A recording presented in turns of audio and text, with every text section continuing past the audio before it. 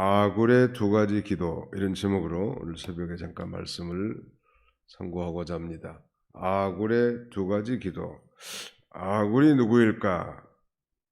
30장 1절에 보시면 이 말씀은 야게의 아들 아굴의 자문이니 그가 이디엘 곧 이디엘과 우갈에게 이른 것이니라. 정확하게 이 야게 아굴이라고 하는 사람, 즉 야게의 아들 아굴이라는 사람의 신원을 밝힌 것은 성경에 드러나지 않았지만 중요한 것은 그 기록된 말씀이 되겠죠. 성령으로 기록된 하나님의 말씀이란. 다만 우리가 짐작하는 건 이 잠언의 기록자가 솔로몬으로 알려졌기 때문에 솔로몬의 측근이 아니겠는가. 왕을 보좌하고 그 다음에는 지혜와 실을 함께 읊었던 그런 지혜로운 자들 중에 한 사람 아니었겠는가. 어떤 이는 뭐 선지자가 아니었겠는가 당시에. 또 오늘 본문의 내용을 들여다보면 제사장은 아니었겠는가 이렇게 짐작을 하는데 그 신분과 신원의 이 정확한 기록은 없다는 것. 한 가지 분명한 것은 성령으로 기록된 하나님의 영감된 말씀이라는 것. 이 아굴이 두 가지를 기도하고 있습니다. 간구, 특별히 이렇게 썼는데 supplication. 아굴의 이 두 가지 간구. 이 간구라는 건 아주 구체적이고 결연한 각오로 하나님 앞에 이 아뢰는 기도이지요. 그 두 가지 기도가 오늘 본 8절에 나와 있습니다. 같이 읽어봅시다. 8절만 시작. 곧 헛된 것과 거짓말을 내게서 멀리하옵시며 나를 가난하게도 마옵시고 부하게도 마옵시고 오직 필요한 양식으로 나를 먹이시옵소서. 첫 번째는 헛된 것과 거짓말을 내게서 멀리 하게 해달라는,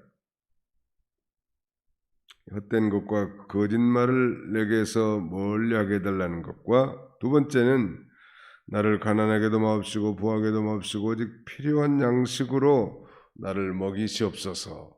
필요한 양식으로 먹여달라. 이 두 가지가 아굴의 간구인데 그 기도의 내용으로만 봐도 이 아굴이란 사람이 대단히 경건한 하나님 중심의 사람이었음을 짐작할 수 있겠죠. 세속적이고 육신적이고 정욕적인 사람이라면 부자가 되게 해주시옵소서. 아주 뭐 이렇게 기도했을지도 모르겠습니다. 기도한 목적은 동일한데요. 그 맨 아래 보시면 9절 하반절에 내 하나님의 이름을 욕되게 할까 두려함이니이다. 이거 보면 기도의 목적은 다 하나님께 영광이겠죠. 즉 하나님의 이름이 존귀케 되고 또 하나님께 영광이 되는 삶을 살 수 있도록 헛된 것과 거짓말을 내게서 멀리 하게 해주시고, 다시 말씀드리면 진실하고 그 다음에 이 성실하게 살게 해주옵소서 이러는 거 아니? 그리고 말하자면 자족하는 삶을 살게 해주옵소서, 그런 관점에서 사도 바울의 신앙 사상과 동일하다고 할 수 있겠죠. 내가 비천에도 처할 줄 알고 풍부에도 처할 줄 알아 일체의 비결을 배웠다. 그러면서 내게 능력 주시는 자 안에서 내가 모든 것을 할 수 있다. 그게 바로 이 사도 바울의 가르침인데요. 아무튼 이 헛된 것과 거짓말을 멀리하게 해달라. 요새는 뭐 연속 방송국에서도 뭐 거짓말을 밥 먹듯이 해요. 그러니 뭐 늘 듣고 보고 하는 것 보는 삶이라면 그걸 답습할 수밖에 없단 말. 분명한 건 이 거짓은 마귀에게 속한 거라고 했죠. 하나님은 진실이라는, 진실. 예수님의 별명도 진실이에요. 우리가 어제 뭐 기생나베의 이 거짓말 덕택에 정탐꾼이 살아났고 가나안 땅을 정복하는데 공헌을 세웠다고 했는데 기생라합의 거짓말이 옳은 것인가? 거기에 대한 학자들의 견해도 많아요. 신앙적으로 했기 때문에, 믿음을 위한 것이기 때문에 그건 거짓말이 아니다, 이렇게, 죄가 아니다 이렇게 주장하는 사람도 있고, 켈빈 같은 사람은 그 거짓말하는 것은 비록 죄이나 하나님의 나라와 믿음으로 한 것이기 때문에 용서해 줄 수 있다, 하나님께서. 우리는 그걸 따라가는 거예요. 아무튼 거짓말은 다 죄인 것은 분명하지만 생명과 관련된 이 중대한 일에 대해서, 또 하나님의 나라와 믿음으로 한 것에 대해서 하나님 앞에 회개하면 다 용서해 준다는 것.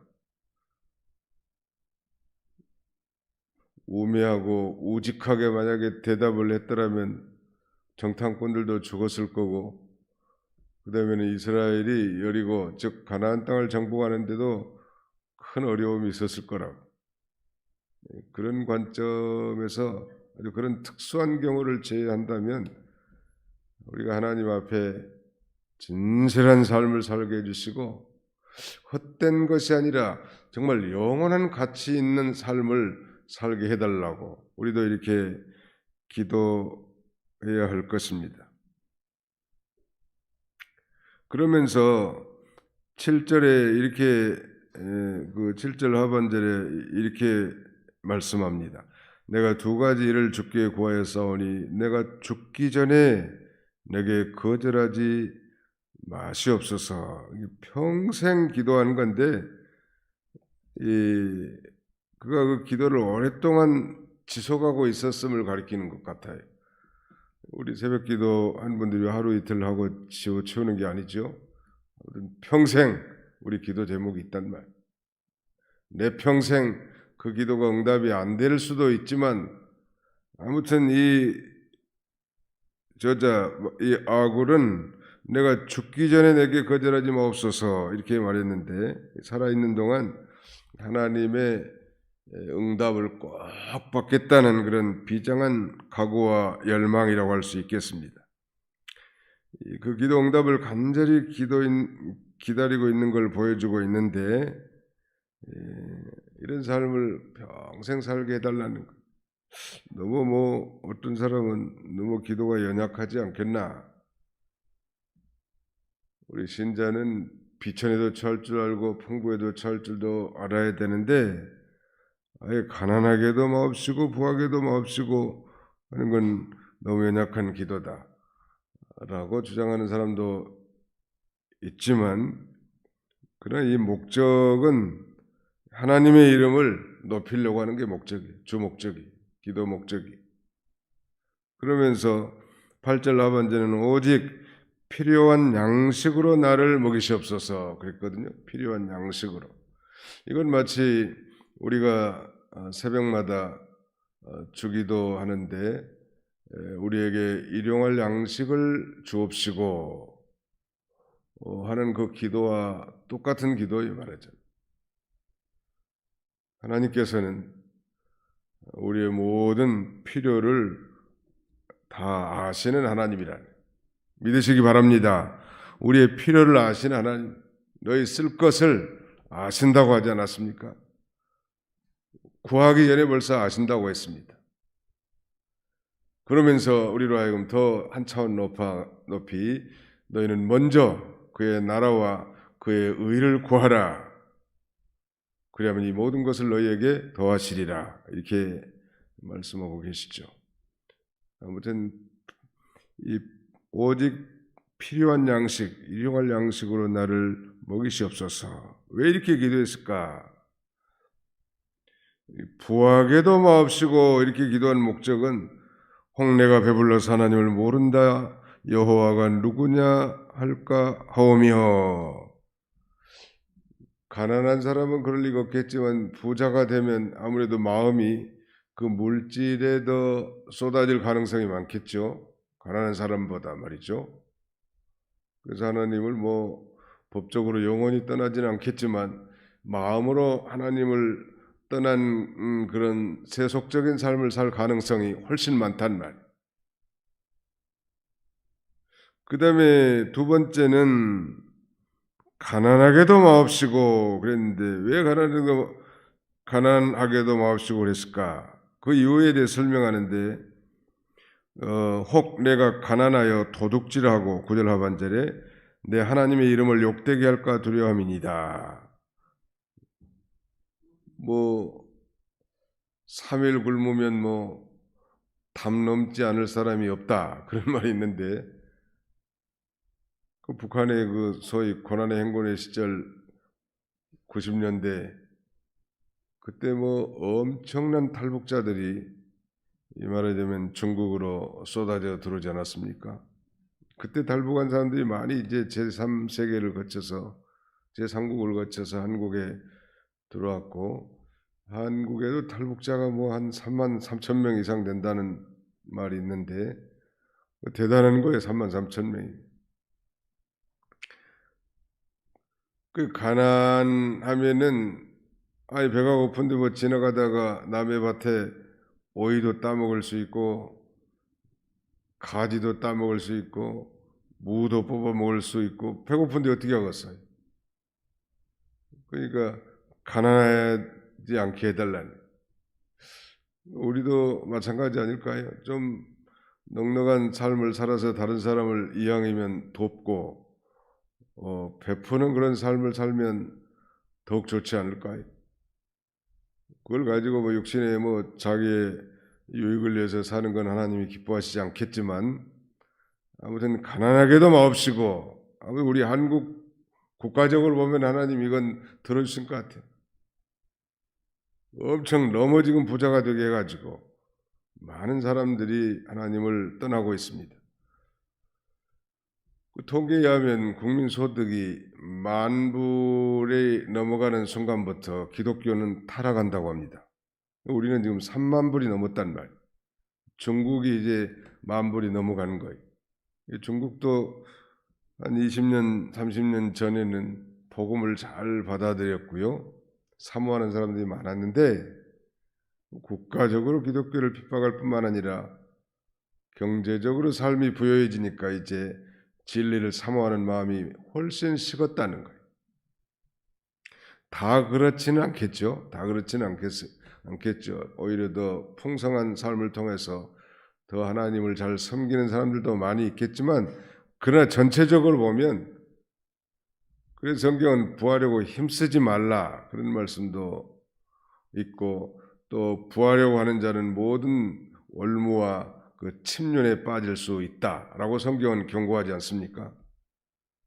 그래서 이 부자들은 여기 있는 대로 하나님을 떠나지 않도록 오히려 그 부함을 가지고 하나님의 나라와 영광을 위해서 사용할 수 있도록 연구하고 더 힘을 기울여야 할 거고 또 가난한 사람들 내가 비천에 처할 줄 알게 해달라고 기도한 바울 사도의 의도는 사람이 비천에 처하면 좀 낭망하기가 쉽고 풍부에 처하면 교만하기가 쉽기 때문에 낙심하지도 말고 내가 없다고 해서 또 너무 부자라고 해서 교만하지 말고 어떤 경우에도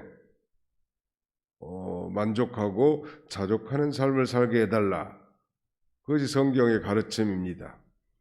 그리고 이제 빌립보 4장 13절에 내게 능력 주시는 자 안에서 내가 모든 걸 할 수 있다. 이건 너무 만용되는 성구입니다만은 가난한 속에서도 하나님을 의지하면서 낙심하지 않고 하나님께 소망을 두고 살아갈 수도 있고 풍부한 가운데서도 교만하지 않고 주의 나라와 의를 구하면서 이렇게 살아갈 수 있는 게 우리 그리스도인이 된다는 말이에요. 꼭 가난해야만 된다. 많은 성도들은 그런 생각을 합니다. 목사는 가난해야 된다. 너무 부자면 덕이 안 된다. 그것도 틀린 말은 아니에요. 어느 정도 일리는 있어요. 그러나 우리는 성경의 말씀에 근거하면 그 형편에 따라 살면 되는 것 같아요. 여러분. 가난하면 가난한 대로 사는 거예요. 우리 등이 지금 양쪽 두 줄은 껐습니다만 정말 어렵다면 한 두 줄 더 꺼도 되는 거예요. 그러면 그만큼 전기세가 절약이 되겠죠. 그리고 이렇게 큰 공간에서 안 하고 아예 지하로 가가지고 더 좁은 공간에서 예배를 드릴 수 있고, 그러니까 자기 교회든 가정이든 하나님이 주신 그 분깃으로 만족할 수 있어야 합니다. 거기 거기에 있는 그 말씀에 오직 필요한 양식, 오직 필요한 양식으로 나를 먹이시옵소서 8절 하반절에 그랬는데, 어떤 번역에는 오직 내 분깃의 떡을 먹게 하소서 이렇게 번역한 것도 있어요. 오직 오직 내 분깃으로 내 분깃의 떡을 먹게 하소서 그랬단 말이에요. 그러니까 자기 형편에 맞게 살면 좋을 것 같아요. 정부에서 이제 그 가계 대출이 너무 많아가지고 아주 영끌 투자, 빚을 내서 투자하는 게 너무 많아서 아예 이제 봉급 생활자라고 하면은 연봉 안에서 대출을 해줘라. 금융감독위원장이 5대 은행뿐만 아니라 인터넷 은행까지 아주 강하게 밀어붙인 모양이에요. 그리고 마이너스 통장도 상당히 많이 해준 모양인데 5천만 원까지 한도를, 저도 2천만 원 지금 한도가 돼 있는데 5천만 원 이하로 해라 이렇게 이제 규정을 하는 모양이에요. 정신없이 이 대출을 받다 보니까 가계비 대출이 지금 1,800조라고 그래 현재. 이거 어마어마한 것인데 이러다가 나라 망할 수 있는 거거든요.